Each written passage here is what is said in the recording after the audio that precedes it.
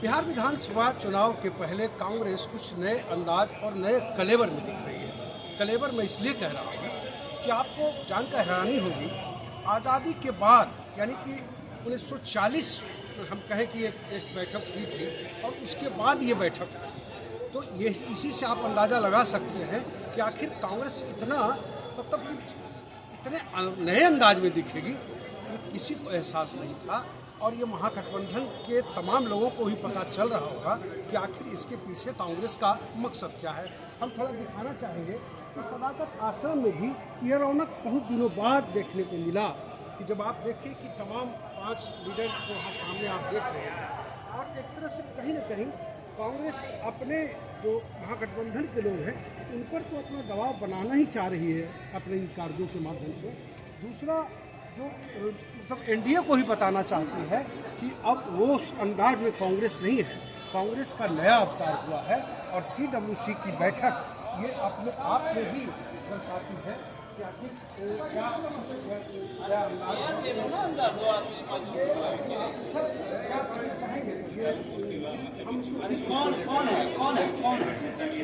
देखिए, बिहार की पावन भूमि पर और इसी सदाकत आश्रम से आज़ादी के आंदोलन को आकार दिया और हमारे मूर्धन्य स्वतंत्रता संग्राम सेनानी राजेंद्र प्रसाद जी, अनुग्रह नारायण सिंह जी, मजरूर हक साहब, भोला पासवान जी जैसे बड़े नेताओं ने बरतानिया हुकूमत को यहाँ से उखाड़ कर फेंका और हमने प्रजातंत्र की स्थापना की।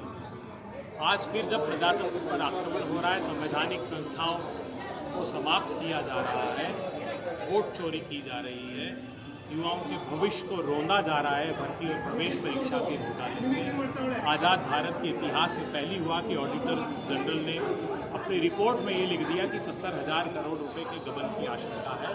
तब आज़ादी की पुनर्स्थापना के लिए यहाँ ये यज्ञ आहूत किया गया है और इसमें कांग्रेस पार्टी अपनी आहुति दे रही है। सर एक चीज़ बताइए कि आपने भी कहा कि कांग्रेस लेकिन आपकी जो महागठबंधन में कहा यह जा रहा है कि उन पर आप पूरा प्रेशर बना के रखना चाहते हैं ताकि उनका हक हुकूक आपका जो सीट है वो न उड़ मांगे।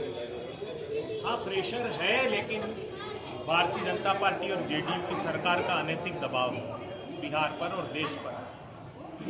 कैसे वोट चोरी को आक्षेप दिया गया, जो आधार को एक मैंडेटरी डॉक्यूमेंट माना गया था या ऑप्शनल डॉक्यूमेंट हमारे फॉर्म 6 के लिए रखा गया था, उसको हटाकर लोगों के वोट चोरी कर।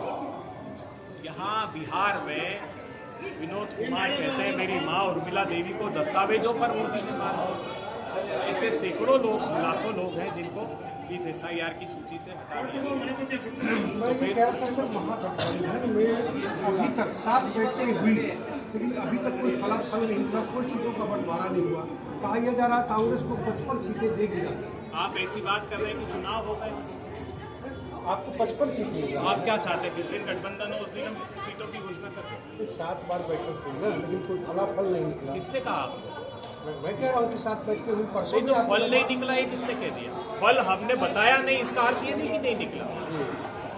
अमृत मंथन हुआ, हमने बिहार और देश को बचाने के लिए विश्वान भी करना पड़ा तो किया है, लेकिन हम बिहार को और देश को बचाकर रहेंगे। हमारी बहुत अच्छे तालमेल के साथ सीटों का लगभग बंटवारा हो चुका है। जल्दी उसकी मतलब ये माने कि 70 सीट में जो लड़ी थी कांग्रेस आपकी मान्यता पर मैं कोई रोक नहीं लगा, लेकिन मैं क्या कह रहा हूँ, आपकी जो मान्यता है उसको आप चाहे वैसा व्यक्त कर सकते हैं, लेकिन हम अधिकृत रूप से जब कहेंगे फाइनलाइज होकर आपके सामने पहले बोले है क्या ये हम सिर्फ इतना ही जाना, हम ये नहीं जाने कि आपको कम मिला या ज़्यादा मिला। मेरी राजनीतिक दल के प्रति सद्भावना रखने के लिए आपका धन्यवाद। आप जल्दी से तो ये अपने आप में स्पष्ट तौर पे कि अभी तक कहीं ना कहीं महागठबंधन में पेच फंसा ही हुआ है, क्योंकि स्पष्ट तौर पे इन्होंने अभी तक नहीं बताया कि कितनी सीटों पर लड़ेंगे। हाँ, कांग्रेस ने एक बात जरूर कही है कि हम अगर 70 सीट पे अगर नहीं लड़े, अगर हम 60 की लड़े, लेकिन 60 वो मेरी चॉइस की सीट है। बहरहाल देखना यह है कि क्या कांग्रेस इस कार्य समिति की बड़ी बैठक से क्या कुछ हासिल कर पाती है, कितना विरोधियों पर दबाव बना पाती है, कितना एनडीए पर दबाव बना पाती है, कितना अपने घटक दलों के जो लीडर हैं उन पर दबाव बना पाती है।